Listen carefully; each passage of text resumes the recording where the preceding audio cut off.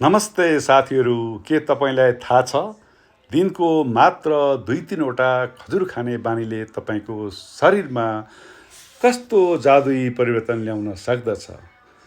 आजको भिडियोमा म तपाईँहरूलाई खजुर खानुका केही प्रमुख फाइदाहरूबारे बताउने छु।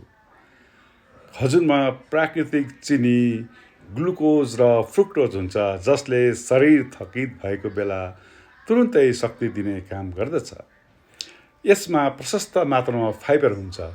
यदि तपाईँलाई कब्जियतको समस्या छ भने खजुर तपाईँको लागि ओखती समान हुन सक्दछ।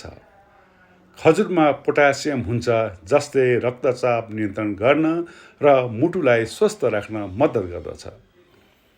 यसमा पाइने म्याग्नेसियम र क्याल्सियमले हड्डीलाई बलियो बनाउँदछ, जुन बढ्दो उमेरका मानिसहरूका लागि निकै फाइदाजनक मानिन्छ। यदि शरीरमा हेमोग्लोबिनको कमी छ भने खजुर खानुस्। यसमा पाइने आइरनले एनेमियाबाट बचाउँदछ।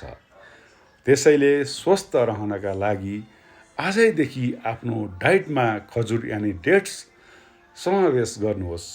यो जानकारी यहाँलाई कस्तो लाग्यो कमेन्टमा बताउनुहोला र यस्तै स्वास्थ्य सम्बन्धी जानकारीका लागि मेरो यो पेजलाई फलो र भिडियोलाई सक्दो सेयर गर्न नभुल्नुहोला।